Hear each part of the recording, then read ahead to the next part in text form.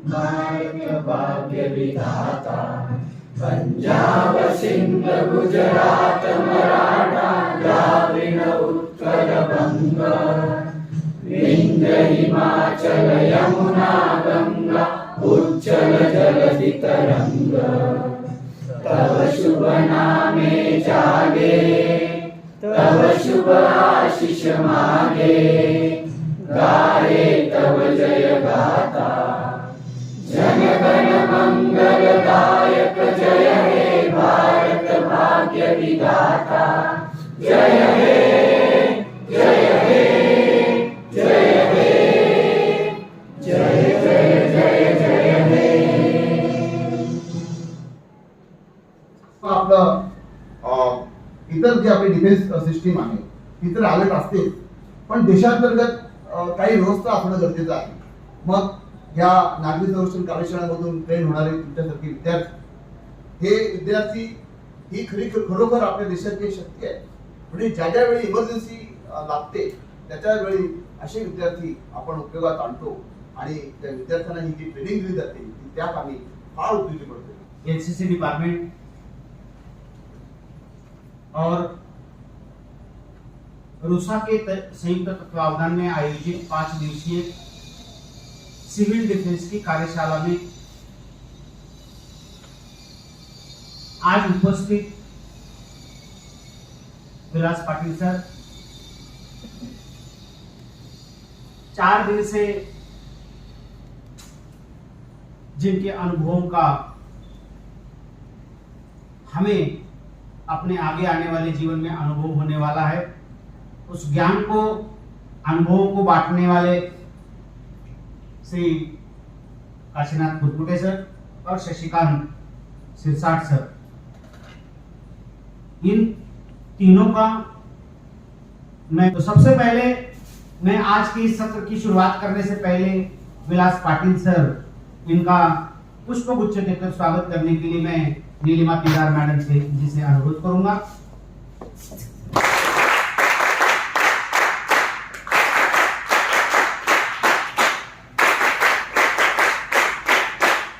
इसके साथ ही इस सत्र की शुरुआत करने से पहले काशीनाथ खुरकुटे सर का भी पुष्पगुच्छ देकर उनका स्वागत करें, ऐसे मैं उनको गुजारिश करता हूं.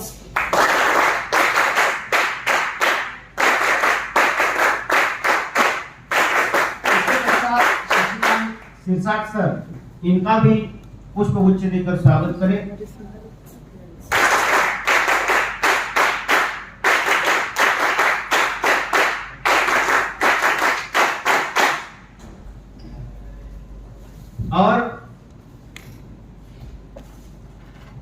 मेरी ओर से आप सभी कैडेट्स का मैं तहे दिल से आपका स्वागत करता हूं इस सत्र में, बराबर है, क्योंकि आपने अतिशय महत्वाचे विषय ज्याच्यावरती आपण डिस्कशन करणार आहे, चर्चा करणार आहे. या ठिकाणी सरांनी तुमच्या समोर थोडक्यात या ठिकाणी प्रेझेंटेशन केलेलं आहे. सीपीआर हा सर्वांच्या जीवनामधला अतिशय महत्वाचा विषय आहे. मी तर असं म्हणेन की या विषयाचं नॉलेज प्रत्येक व्यक्तीला असतं. कारण जगामध्ये काही जे देश आहेत, जे प्रगत राष्ट्र आहेत, त्या प्रगत राष्ट्रांमध्ये हा विषय सर्व नागरिकांसाठी कंपल्सरी केलेला आहे. हा विषय शिकला पाहिजे. भारतामध्ये सुद्धा आपण लोकल ट्रेन मध्ये जर प्रवास केला तर लोकल ट्रेन मध्ये बऱ्याचशा ठिकाणी आपल्याला सीपीआरचे पोस्टर, सीपीआरचे बॅनर्स जे आहेत ते बॅनर्स आपल्याला त्या ठिकाणी पाहायला. त्याच्यामध्ये सीपीआरची थोडक्यात माहिती दिलेली आहे. माहिती त्याच्यावरती आहे, परंतु प्रत्यक्ष कृती कशी करायची हे त्याच्यामध्ये नमूद केलेलं नाही किंवा त्याच्यामध्ये दाखवलेलं नाही.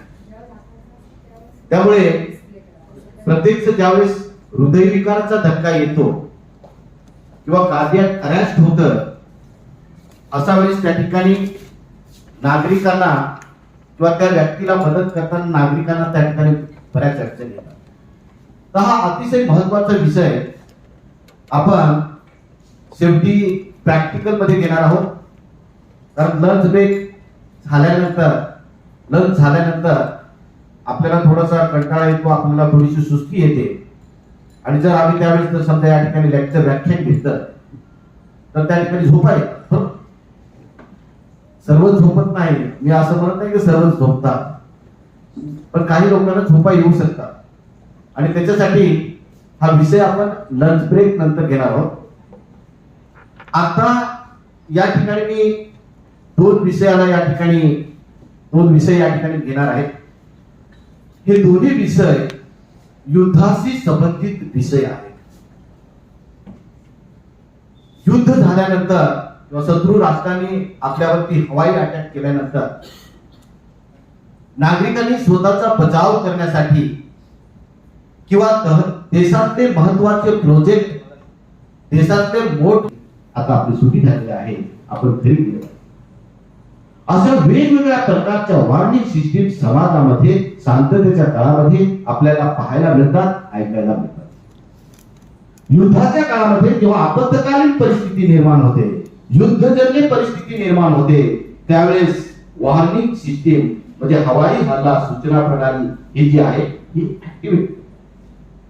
शांततेच्या काळामध्ये मी तुम्हाला सांगितलेलं की शांततेच्या काळामध्ये जी उपाययोजना केली जाते त्या उपाययोजनामध्ये सूचना प्रणाली ही एक महत्वाची उपाययोजना ही शासनाकडे तयार आहे. आपल्या महाराष्ट्रातली जी सिव्हिल डिफेन्स टाउन आहे त्या टाउनचा जर विचार केला तर प्रत्येक टाउन मध्ये वॉर्निंग सिस्टीम तयार केली. मी पहिल्याच दिवशी या ठिकाणी सांगितलेलं आहे की दोन प्रकारचे सायरन वाजवले जातात आणि दोन प्रकारचे सायरन वाजवून लोकांना धोक्याची सूचना आणि धोका संपल्याची सूचना त्या ठिकाणी. त्याच्यामध्ये नंबर 1 जो सायरन आहे मॅन्युअली ऑपरेटेड, म्हणजे त्या ठिकाणी सायरन बसवलेला आहे त्या ठिकाणी जाऊन तो सायरन वाजवायचा. आणि दुसरे सायरन आहे सेंट्रली कंट्रोल सायरन, म्हणजे एकाच बटनावरती 100 सायरन किंवा 100 पेक्षा जास्त सायरन त्या ठिकाणी आपण एकाच बटनावरती वाजवू शकतो. अशा प्रकारचे सायरन जे आहेत ते सायरन आता सिव्हिल डिफेन्स टावर्स आहेत त्या ठिकाणी बसवतात. मुंबई सारख्या शहरामध्ये, ठाण्यामध्ये आहेत, उरणमध्ये सुद्धा आहेत. काही ठिकाणी सेंट्रली कंट्रोल आहे तर काही ठिकाणी मॅन्युअली ऑपरेटेड आहे. त्याचबरोबर हँड ऑपरेटर सायरनची सुद्धा सुविधा केलेली आहे. हँड ऑपरेटर सायरन ही ज्या भागामध्ये मोठ्या संख्येने लोक राहतात, साधारणतः 1 किलोमीटर स्क्वेअर एरिया आहे, त्या एरियामध्ये आवाज येईल असे हँड ऑपरेटर सायरन, म्हणजे जर समजा इलेक्ट्रिसिटी त्या ठिकाणी गायब झालेली आहे इलेक्ट्रिकवरती वाचण्यासाठी नाही, पण इलेक्ट्रिसिटी युद्धाच्या काळामध्ये काय होऊ शकते, काय होऊ शकते, त्या ठिकाणी इलेक्ट्रिसिटी त्या ठिकाणी म्हणजे बंद होऊ शकते. मग अशा वेळेस त्या ठिकाणी हे manually operated central control siren त्या ठिकाणी वाजणार नाही, मग त्या ठिकाणी हँड ऑपरेटेड सायरन जे आहेत ते अशा प्रकारची सूचना प्रणाली आहे ती अस्तित्वात आहे. आणि भविष्य काळामध्ये आपल्या देशावरती शत्रूचा आक्रमण झालं, हवाई अटॅक झाला, तर त्या ठिकाणी ही सूचना प्रणाली ऍक्टिव्हेट केली. आता सूचना प्रणाली का कार्यान्वित केली जाते, त्याच्या पाठीमागचा उद्देश काय आहे ते थोडक्यात आपण या ठिकाणी समजून घेऊया. सूचना प्रणालीचा पाठीमागचा महत्वाचा उद्देश आहे की ज्यावेळेस ही दोन प्रकारची सूचना प्रणाली आहे, दोन भागांमध्ये विभागलेली आहे. पहिला भाग आहे इंटरनल वॉर्निंग सिस्टीम, सॉरी बहिर्गत सूचना प्रणाली. बहिर्गत सूचना प्रणाली म्हणजे एक्सटर्नल वॉर्निंग सिस्टीम हा पहिला प्रकार आहे.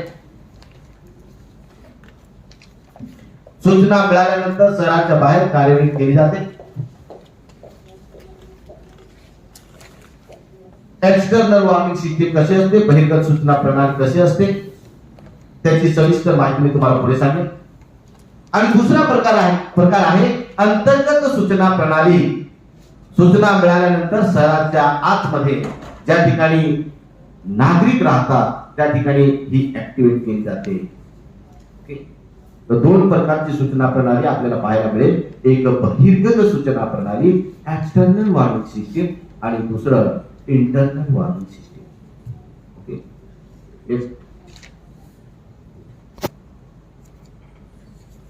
बहिर्गत सूचना प्रणाली.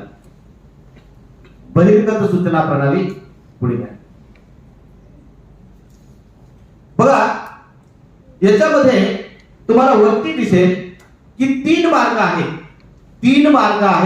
त्या तीन मार्गांच्या सहाय्याने शत्रूच्या विमानांची माहिती काय केली जाते, मिळवली जाते. लक्षात.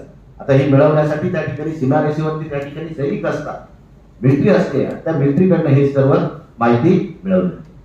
त्याच्यामध्ये पहिला आहे तिकडे मी घेतो भूनिरीक्षक दल. भूनिरीक्षक दल. आता भूनिरीक्षक दल काय असतं, एक सैन्याचे एक पथक असतं, एक टीम असते. लढाईला सुरुवात झालेली आहे किंवा युद्ध सदृश परिस्थिती त्या भागामध्ये निर्माण झालेली आहे. आपले संपूर्ण सैन्य म्हणजे काय होतं, लढाईला ज्यावेळेस सुरुवात होते त्यावेळेस आता आपल्या देशाची सुरक्षितता जी आहे ती पॅरामिलिटरी फोर्स आहेत त्यांच्यावरती आहे, बरोबर. सीआरपीएफ, सेंट्रल रिझर्व्ह पोलीस वगैरे जे आहे ते त्या ठिकाणी काय करतंय काम. बरेच आहे, इंडो तिबेट पोलीस, अशा बऱ्याचशा पॅरामिलिटरी फोर्स आहेत त्या देशाच्या सीमारेषेवरती त्या ठिकाणी देशाचं संरक्षण करण्यासाठी त्या ठिकाणी उभ्या.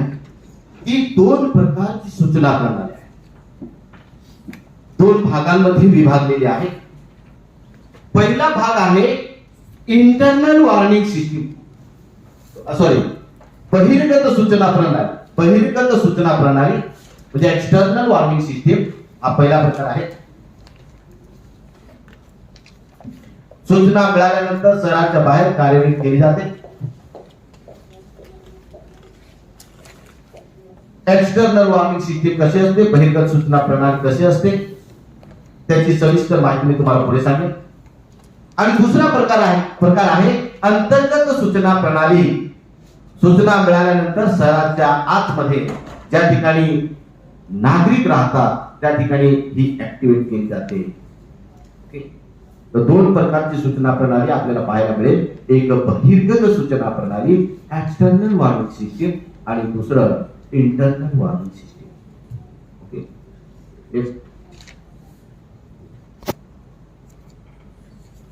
बहिर्गत सूचना प्रणाली. बहिर्गत सूचना प्रणाली पुढे घ्या. बघा याच्यामध्ये तुम्हाला वरती दिसेल की तीन मार्ग आहेत. त्या तीन मार्गांच्या सहाय्याने शत्रूच्या विमानांची माहिती काय केली जाते, मिळवली जाते. लक्षात. आता ही मिळवण्यासाठी त्या ठिकाणी सीमारेषेवरती त्या ठिकाणी सैनिक असतात, मिलिटरी असते, त्या मिलिटरीकडनं हे सर्व माहिती मिळवली. त्याच्यामध्ये पहिलं आहे तिकडे मी घेतो भूनिरीक्षक दल. भूनिरीक्षक दल. आता भूनिरीक्षक दल काय असतं? एक सैन्याचे एक पथक असतं, एक टीम असते. लढाईला सुरुवात झालेली आहे किंवा युद्ध सदृश परिस्थिती त्या भागामध्ये निर्माण झालेली आहे. आपले संपूर्ण सैन्य म्हणजे काय होतं, लढाईला ज्यावेळेस सुरुवात होते त्यावेळेस आता आपल्या देशाची सुरक्षितता जी आहे ती पॅरामिलिटरीच्या फोर्स आहेत त्यांच्यावरती आहे, बरोबर. सीआरपीएफ, सेंट्रल रिझर्व्ह पोलीस वगैरे जे आहे ते त्या ठिकाणी काय करतंय काम बरेच आहे. इंडो तिबेट असं. त्याचबरोबर ही जी विमान आहेत याला छोटे छोटे रडार लावलेले असतात, रडार यंत्र लावलेले असतात आणि त्या रडार यंत्राच्या माध्यमातून सुद्धा काय केली जाते, माहिती गोळा केली जाते. ही संपूर्ण माहिती गोळा केल्यानंतर ही सर्व माहिती पुढे आपल्या पुढे मी सांगणार आहे कुठे पाठवली. ठीक. त्याच्यानंतर रडार. आता रडार हे वेगवेगळ्या क्षेत्रामध्ये वापरलं जातं. रडार हे एक यंत्र आहे, बरोबर. जसा टीव्हीचा डिश अँटिना असतो त्या पद्धतीची त्याची रचना आहे बघा. आणि त्याच्या बाजूला बघा त्या ठिकाणी दाखवलेलं आहे चित्र, त्याच्यामध्ये समोर टीव्ही सारखा स्क्रीन आहे, बरोबर. आणि तिथं रडार ऑपरेटर बसलेला आहे, दिसतो रडार ऑपरेटर. त्या ठिकाणी काय होतं की तो जो डिश आहे त्या डिश वरती कॅमेरा असतो. त्या कॅमेऱ्यातून विशिष्ट प्रकारची किरण जी आहे ते डिश वरती सोडली जातात आणि त्या डिश वरती सोडल्यानंतर त्या डिश वरनं वातावरणामध्ये ते परावर्तित होतात आणि परावर्तित झाल्यानंतर त्या रेंज मध्ये काहीही आलं, विमानच नाही तर काही पक्षी आले, सर्व काय होतं त्या रडार ऑपरेटरला त्या ठिकाणी दिसतं, बरोबर ना. म्हणजे पक्षी आले तर पक्षी दिसणार नाही, विमान आले तर विमान त्या ठिकाणी दिसणार नाही. तर त्या रडार ऑपरेटरला त्या स्क्रीन वरती डॉट डॉट डॉट जेवढी संख्या असेल तेवढी डॉट त्याला दिसणार. पण रडार ऑपरेटर जे आहेत ते प्रशिक्षित असतात, ट्रेन असतात. त्यांना ते पक्षी आहेत का विमान आहेत हे सर्व त्या रडार ऑपरेटरला त्या ठिकाणी समजतं. रडार ऑपरेटर काय काय समजतं तर येणारी विमानं कोणत्या दिशेने येत आहेत, येणारी विमानं कोणत्या दिशेने येत आहेत, कोणत्या संख्येने येत आहेत, म्हणजे किती संख्येने येत आहेत, त्याचा येण्याचा वेग किती आहे, हे सर्व त्या रडार ऑपरेटरला त्या ठिकाणी बसून त्या ठिकाणी समजतं. आणि मग ह्या तिन्ही मार्गातून जी मिळालेली माहिती आहे ती मिळालेली माहिती बघा पुढे हवाई सुरक्षा मार्गदर्शन केंद्र, हवाई सुरक्षा मार्गदर्शन केंद्र, air defence directive control centre. हे सैनिकांचं असतं किंवा एअरफोर्स स्टेशन, एअरफोर्स स्टेशन आलं सर. हे खाली बघा दिलेला आर्मी आणि नेव्ही दिलेला आहे ना, म्हणजे ते सैनिकांचंच त्या ठिकाणी असणार. हवाई सुरक्षा मार्गदर्शन केंद्र, air defence directive control centre ला ही माहिती काय केली जाईल, दिली जाईल. वेगवेगळ्या माध्यमातून दिली जाऊ शकते, टेलिफोनच्या माध्यमातून दिली जाऊ शकते, वायरलेसच्या माध्यमातून दिली जाऊ शकते, वॉकी टॉकी त्याची रेंज जरी कमी असेल तरी सुद्धा वॉकी टॉकीचा सुद्धा त्या ठिकाणी होऊ शकतो, वापर होऊ शकतो. वेगाने ती माहिती पुढे पास झाली पाहिजे. ओके. तर ते जे वरचे जे 3 मार्ग आहेत त्या मार्गाने जी माहिती मिळवलेली आहे असं. त्याचबरोबर ही जी विमान आहेत याला छोटे छोटे रडार लावलेले असतात, रडार यंत्र लावलेले असतात आणि त्या रडार यंत्राच्या माध्यमातून सुद्धा काय केली जाते, माहिती गोळा केली जाते. ही संपूर्ण माहिती गोळा केल्यानंतर ही सर्व माहिती पुढे आपल्या पुढे मी सांगणार आहे कुठे पाठवली. ओके. त्याच्यानंतर रडार. आता रडार हे वेगवेगळ्या क्षेत्रामध्ये वापरलं जातं. रडार हे एक यंत्र आहे, बरोबर. जसा टीव्हीचा डिश अँटिना असतो त्या पद्धतीची त्याची रचना आहे बघा. आणि त्याच्या बाजूला बघा त्या ठिकाणी दाखवलेलं आहे चित्र, त्याच्यामध्ये समोर टीव्ही सारखा स्क्रीन आहे, बरोबर. आणि तिथं रडार ऑपरेटर बसलेला आहे, दिसतो रडार ऑपरेटर. त्या ठिकाणी काय होतं की तो जो डिश आहे त्या डिश वरती कॅमेरा असतो, त्या कॅमेऱ्यातून विशिष्ट प्रकारची किरण जी आहे ते डिश वरती सोडली जातात आणि त्या डिश वरती सोडल्यानंतर त्या डिश वरनं वातावरणामध्ये ते परावर्तित होतात आणि परावर्तित झाल्यानंतर त्या रेंज मध्ये काहीही आलं, विमानच नाही तर काही पक्षी आले, सर्व काय होतं त्या रडार ऑपरेटरला त्या ठिकाणी दिसतं, बरोबर ना? म्हणजे पक्षी आले तर पक्षी दिसणार नाही, विमान आले तर विमान त्या ठिकाणी दिसणार नाही. तर त्या रडार ऑपरेटरला त्या स्क्रीनवरती डॉट डॉट डॉट जेवढी संख्या असेल तेवढी डॉट त्याला दिसणार. पण रडार ऑपरेटर जे आहेत ते प्रशिक्षित असतात, ट्रेन असतात. त्यांना ते पक्षी आहेत का विमान आहेत हे सर्व त्या रडार ऑपरेटरला त्या ठिकाणी समजतं.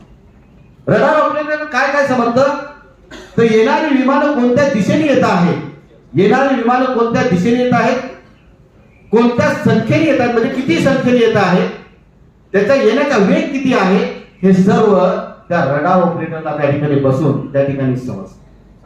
आणि मग ह्या तिन्ही मार्गातून जी मिळालेली माहिती आहे ती मिळालेली माहिती बघा पुढे हवाई सुरक्षा मार्गदर्शन केंद्र, हवाई सुरक्षा मार्गदर्शन केंद्र, air defence directive control centre, हे सैनिकांचं असतं किंवा एअरफोर्स स्टेशन, एअरफोर्स स्टेशन आलं सर. हे खाली बघा दिलेलं आर्मी आणि नेव्ही दिलेलं आहे ना, म्हणजे ते सैनिकांचंच त्या ठिकाणी असणार हवाई सुरक्षा मार्गदर्शन केंद्र, air defence directive control centre ला ही माहिती काय केली जाईल, दिली जाईल. वेगवेगळ्या माध्यमातून दिली जाऊ शकते, टेलिफोनच्या माध्यमातून दिली जाऊ शकते, वायरलेसच्या माध्यमातून दिली जाऊ शकते. वॉकिंग ही माहिती त्या कंट्रोल टॉवरला दिली जाते. त्या ठिकाणी तज्ञ लोक, वेगवेगळ्या देशाची लँग्वेज समजणारी लोक, वेगवेगळ्या देशाचे कोड वर्ड समजणारी लोक त्या ठिकाणी कंट्रोल टॉवर मध्ये बसले, त्यांना ती माहिती दिली. आणि त्यांना दिल्यानंतर त्या ठिकाणी हे कंट्रोल टॉवर मधले जे लोक आहेत ती लोक ती माहिती कन्फर्म करतात की ही विमानं कुणाची आहेत. कसे करतात, तर जे विमान आहे ते विमानाशी संपर्क करतात, पायलटशी संपर्क करतात आलं सर. आणि त्यानुसार ते काय करतात, ती माहिती जी आहे ती माहिती काय करतात, कन्फर्म करतात की ती विमानं कुणाची आहेत, आपल्या आहेत, मित्र राष्ट्रांची आहेत किंवा शत्रूची आहेत. आता आपली असतील तर त्याच्यावरती कोणत्याही प्रकारची ऍक्शन घेतली नाही, त्याला लँडिंग केलं जातं, त्याला उतरवलं जातं. आपले मित्र राष्ट्रांचे असतील तरी सुद्धा त्यांच्यावरती ऍक्शन घेतली जात नाही. पण येणारी विमानं तर त्या ठिकाणी शत्रूची आहेत असं समजलं तर त्याच्यावरती 2 ऍक्शन घेतल्या जाते. 2 ऍक्शन. पहिली ऍक्शन, येणारी जी विमानं आहेत त्या येणाऱ्या विमानांवरती काय केला जातो, प्रति हल्ला केला जातो, त्याच्यावरती हल्ला केला जातो, त्याला पाडण्याचा प्रयत्न केला जातो, त्याला फिटाळून लावण्याचा प्रयत्न केला जातो, पळवून लावण्याचा प्रयत्न, प्रति हल्ला.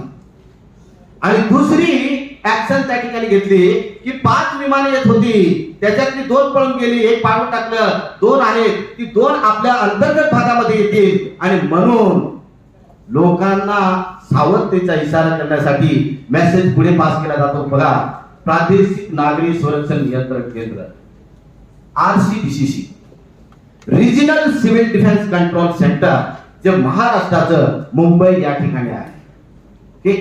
Regional civil defence control centre महाराष्ट्राचा जर विचार केला तर महाराष्ट्राचं मुंबई या ठिकाणी आहे. प्रत्येक राज्यामध्ये हे regional civil defence control centre आपल्याला पाहायला मिळेल. त्यांना ती माहिती दिली जाते. आणि मग त्या ठिकाणी आलेली माहिती पुढे पास केली जाते. बघा, खाली दिलेलं आहे शहर नागरी संरक्षण नियंत्रण केंद्र, म्हणजे town civil defence control centre. पुढे पास केली जाते. ती मग तुम्हाला टेलिफोनच्या माध्यमातून दिली जाईल, हॉटलाईनच्या माध्यमातून येत आहे. लक्ष द्या, पहिला विषय जो युद्धाशी संबंधित होता, हवाई हल्ला सूचना प्रणाली. त्याच्यानंतरचा हा दुसरा विषय आहे प्रकाशबंदी. हा विषय सुद्धा युद्धाशी संबंधितच आहे. ओके, प्रकाशबंदी हा विषय तसं बघितला तर खूप मोठा आहे, परंतु त्याची थोडक्यात माहिती या ठिकाणी मी तुम्हाला देतो. ओके, तर प्रकाशबंदी पुढे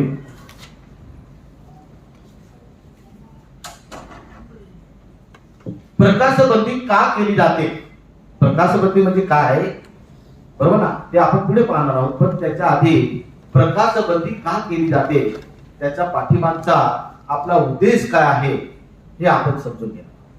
ओके. तर ज्यावेळी शत्रूची विमानं आपल्या देशावरती हवाई हल्ला करण्यासाठी येतात, त्यांना टार्गेट दिसू नये, लक्ष दिसू नये, आणि म्हणून प्रकाशबंदी त्या ठिकाणी. रात्रीच्या वेळेला, करकच्या वेळेला काय होतात, हवाई हल्ले होतात. आता तुम्ही रशियाच्या आणि युक्रेनची लढाई बघताय, युद्ध बघताय, तर मुख्यतः करून त्या ठिकाणी काय केलं जातं, रात्रीच्या वेळेला त्या ठिकाणी काय होतात, हवाई अटॅक होतात, बॉम्ब ड्रॉप त्या ठिकाणी होतात. लक्षात. तर शत्रूची विमानं ज्यावेळेस आपल्या देशावरती हवाई हल्ला करण्यासाठी येतात, त्यावेळेस त्यांना जे टार्गेट आहे, ते लक्ष जे आहे, ते लक्ष दिसू नये म्हणून त्या ठिकाणी काय केली जाते, प्रकाशबंदी पाळली जाते. लक्षात. तर प्रकाशबंदी म्हणजे काय ते आपण पाहणार आहोत. इथे लिहिलेलं आहे, संध्याकाळपासून सकाळपर्यंत, म्हणजे सूर्यास्तापासून ते सूर्योदयापर्यंत प्रकाशाची किरण अथवा उजेड प्रत्यक्ष किंवा अप्रत्यक्षरित्या घराबाहेर पडू न देणे म्हणजे प्रकाश. प्रकाशबंदी म्हणजे काय, सूर्यास्तापासून ते सूर्योदयापर्यंत प्रकाशाचे किरण अथवा उजेड प्रत्यक्ष किंवा अप्रत्यक्षरित्या घराबाहेर पडू न देणे म्हणजेच प्रकाशबंदी. लक्षात. रात्रीच्या वेळेला ज्यावेळेस शत्रूची विमान हवाई हल्ला करण्यासाठी येतील, त्यावेळेस घरातला प्रकाश बाहेर पडून द्यायचा नाही. लक्षात. त्याच्यासाठी वेगवेगळ्या प्रकारचे प्रकाशबंदीचे प्रकार आहेत. बघा, उद्देश आहे या ठिकाणी, रात्री शत्रूचा हवाई हल्ला होतो त्यावेळी शत्रू आपले शहर न दिसण्याकरिता किंवा कोणत्याही प्रकारचे मार्गदर्शन मिळू न देण्याकरिता, ओके, ते शत्रूला जे टार्गेट आहे, जे लक्ष आहे, ते लक्ष दिसू नये म्हणून प्रकाशबंदी पाळली जाते. सर्वांकडनं पाळली जाते. वेगवेगळ्या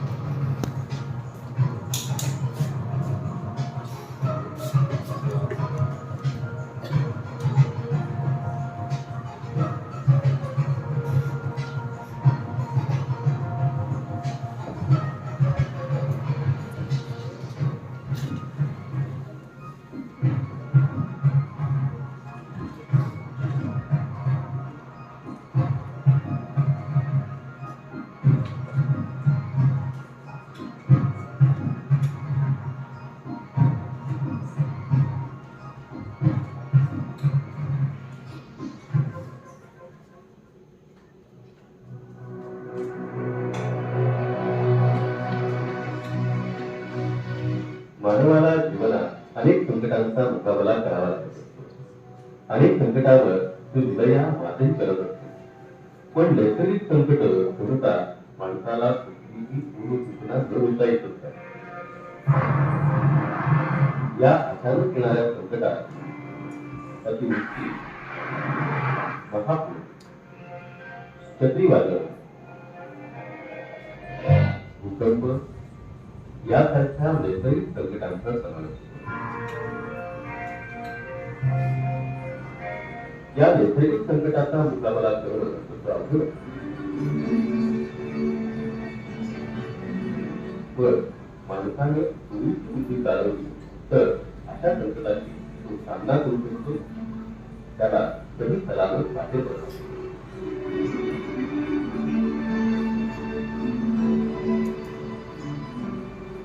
अतिवृष्टीमुळे, धरणफुटीमुळे पूर परिस्थिती निर्माण होते. या पूर परिस्थितीचा मुकाबला कसा करावा आणि आपला जीव कसा वाचवावा हे आपण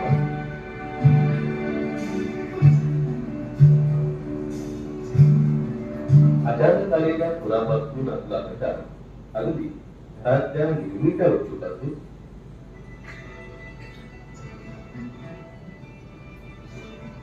आणि अंगार म्हणून अडगळीत टाकलेल्या सामानापासूनही करता येतो.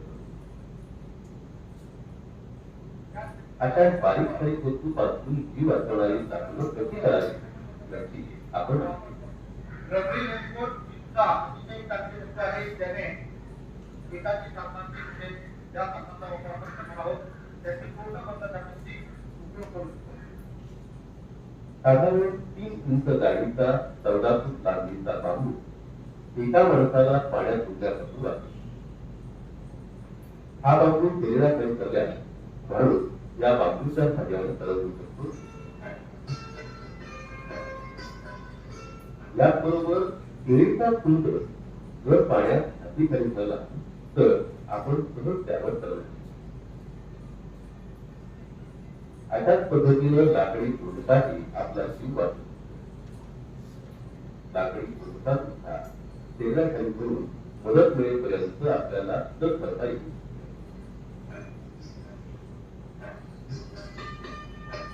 घरातलं बळकं किंवा कळशी ही भांडी सुद्धा पुराच्या पाण्यापासून स्वतःचा बचाव करण्याकरता वापरतात. तसंच या मडक्याचं किंवा कळशीचं तोड छत्रीच्या किंवा रेनकोटच्या कापड्यानं अथवा तांबड्यानं रबरी दूध घट्ट बांधतात. त्यामुळे या रिकाम्या कळशीची किंवा मडक्याची हवा बाहेर जाणार. मग ही कळशी किंवा बळकं पाण्यावर उलटून त्याच्यावर दूध राहील अशा पद्धतीनं हाती घ्यायचा. समजा आपण हृदयमार्ग रस्त्यात पुराच्या पाण्यात आहे. अशा पद्धतीने तुम्ही स्वतःचा बचाव तुम्हाला बरंच वेळेपर्यंत करू.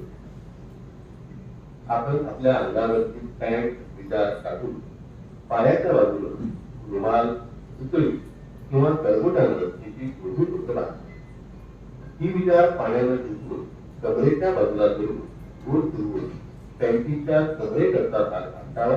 म्हणजे दोन्ही पायाच्या मध्ये हवा ठेवलेले हे पॅन्टीचे फुगे काठीतून बाहेर येतील अशा पद्धतीनं खाली करायचं.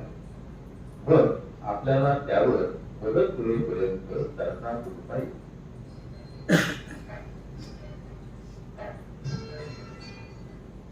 3 फूट लांबीचे आणि 3 इंच जाडीचे असे 6-7 बांबू असतील तर आपल्याला पुराच्या पाण्यात कमी प्रमाणात जास्त वेळ जड करतात. या 6-7 बांबूंची दोरीनं गोळी बांधायची. ही गोळी काठीखाली एका हाताला करून दुसऱ्या हाताला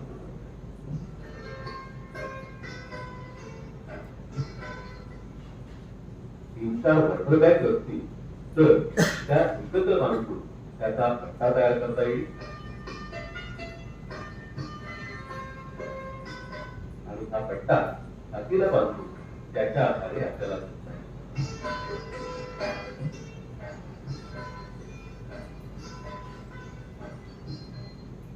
शिवाय आपल्याकडे भोपळा असेल तर तो छातीखाली धरून त्याच्या आधारे आपल्याला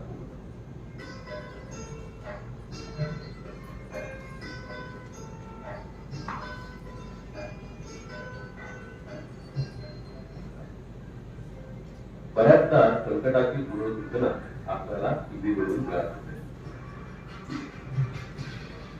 टॉर्च बॅटरीचे सतत स्वतःजवळ सुरक्षित राहील. रेडिओलाही सुरक्षित ठेवून ठेवा. आता याचप्रमाणे आपल्याला योग्य वाटतील, जीवनात मौल्यवान होतील आणि संकट समयी सुद्धा ही वाचवत असताना ज्या गोष्टी सुरक्षित ठेवता येतील त्या ठेवाव्या.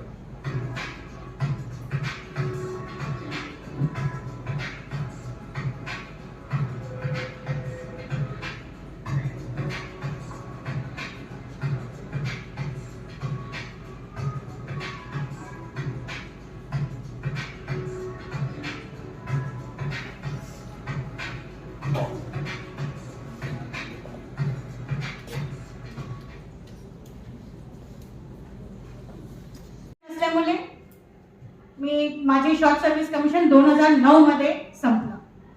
त्यावेळी महिलांचा परमनंट कमिशन नव्हता म्हणून we were given only an opportunity of short service. पहिला 7 वर्षी, त्यानंतर 10 वर्षी, त्यानंतर 4 वर्षी. आता सुप्रीम कोर्टने काय केलेले आहे, परमनंट कमिशन दिलेले आहे. एनडीए मध्ये सुद्धा त्यांनी परमिशन दिले आहे. किती मुलगी आता गेले, एनी आयडिया? पहिला बॅच सुरू झाला ना, 18 मुलगी आहे. एनसीसी कॅडेट्स असताना तुम्हाला लोकांना हे एन्थुझियाझम नाही की आपण सुद्धा जाऊ शकतात. एनसीसी मध्ये असताना सुद्धा तुम्हाला असं काय म्हणतात आपण, जिज्ञासा, व्हॉट मोटिवेशन की आम्ही सुद्धा एक कधी ना कधी एनडीए मध्ये जाणार आहे. त्यासाठी माहिती का मुली गोळा करत नाही? चला, हे सिव्हिल डिफेन्स कोर्स आहे. आर्मी नेव्ही एअरफोर्सच्या आम्ही दुसऱ्या वेळ कधी बोलूया.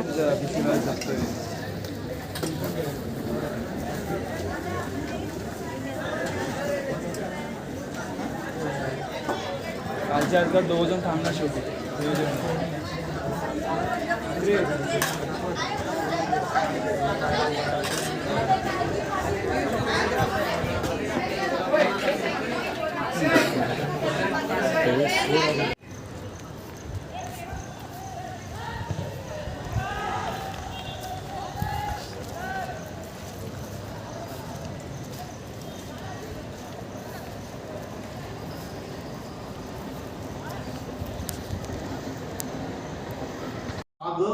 कंट्रोल करू शकतो. म्हणजे भरपूर प्रकारचे त्याचा फायर आहे. A class, D class, C class आणि डी क्लास अशा 4 प्रकारच्या फायर एक्सटिंग्विशर आहे. आम्ही सांगून घेतले. पुढे घे. बघा याची व्याख्या काय आहे.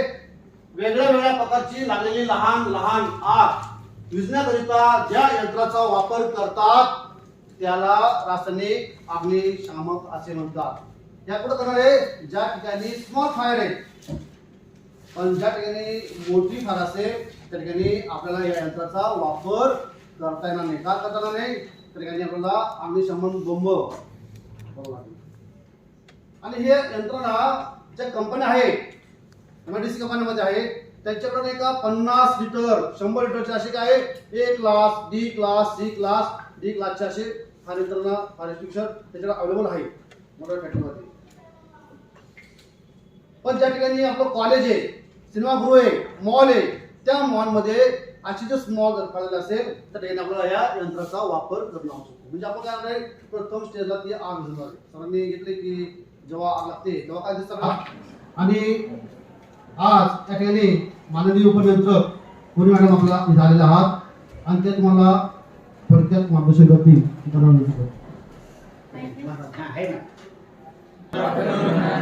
Nice to see so many NCC cadets.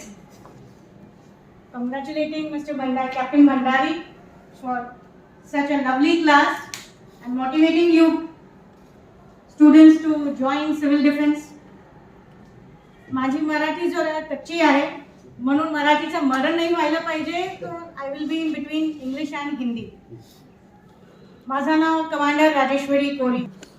उड़न के उपनियंत्रक श्रीमती राजेश्वरी कोरी मैम का पुष्पगुच्छ देकर उनका स्वागत करें.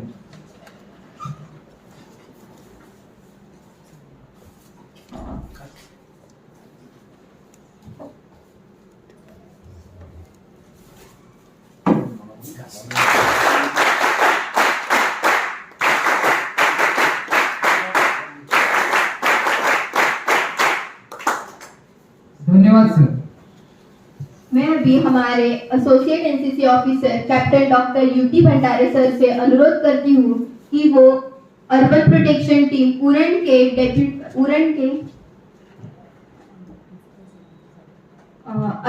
वो सीके ठाकुर कॉलेज के प्राचार्य professor doctor S K. Patil sir का स्वागत करें.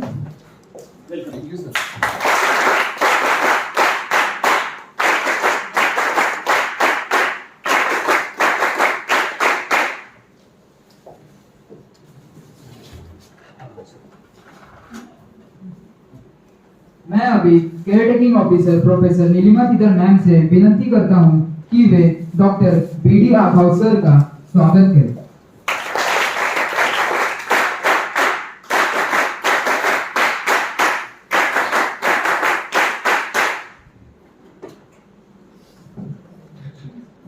मैं अभी हमारे associate NCC officer captain doctor UT Bhandare sir से अनुरोध करती हूँ कि वो अर्बन प्रोटेक्शन टीम उरण के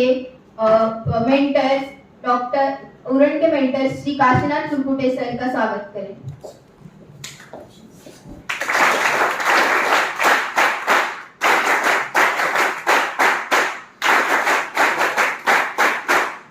चार दिन बुके दिया आगे धन्यवाद सर. मैं अभी care taking officer professor Neelima Tidar ma'am से अनुरोध करता हूँ कि वे सर का पुष्पगुच्छ देकर उनका स्वागत करें। तुलसी देकर उनका स्वागत करें।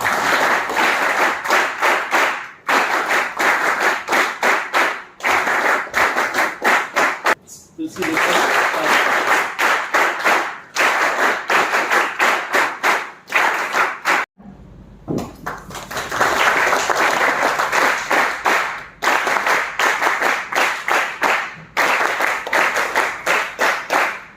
धन्यवाद। मैं अभी सभी से विनती करता हूँ कि एनसीसी सॉन्ग के लिए अपने अपने स्थान पर सज्ज हो जाएं।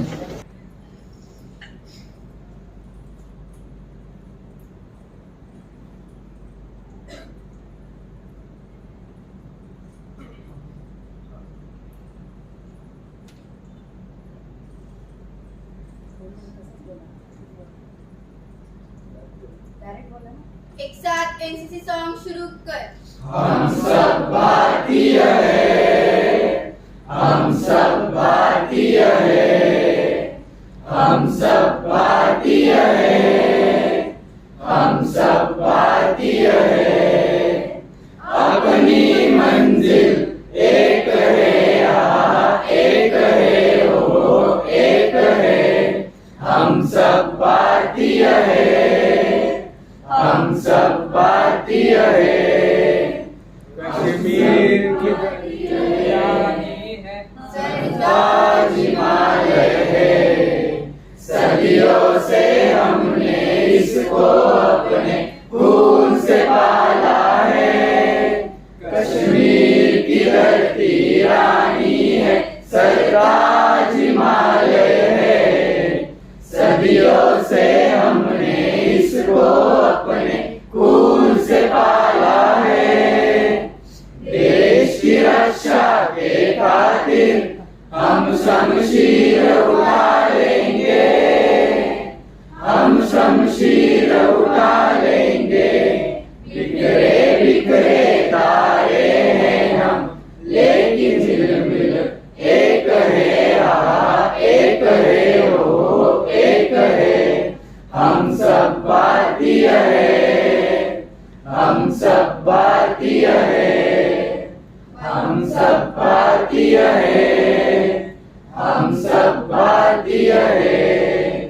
मंदिर गुरुद्वारे भी है यहाँ और मस्जिद भी है यहाँ। गिरजा का है घड़ियाल कहीं, मुल्ला की कहीं है अज़ान। मंदिर गुरुद्वारे भी है यहाँ और मस्जिद भी है यहाँ। गिरजा का है घड़ियाल कहीं, मुल्ला की कहीं है अज़ान। एक ही अपना राम है, एक ही अल्लाह ताला है, एक ही अल्लाह ताला है। रंग बिरंगे दीपक है हम, लेकिन जगमग एक है, आहा एक है, ओ एक है। हम सब भारतीय हैं, हम सब भारतीय हैं, हम सब भारतीय हैं, हम सब भारतीय हैं। भारत माता की जय, भारत माता की जय, भारत माता की जय, श्री छत्रपति शिवाजी महाराज की जय, श्री छत्रपति शिवाजी महाराज की जय, श्री छत्रपति शिवाजी महाराज की जय।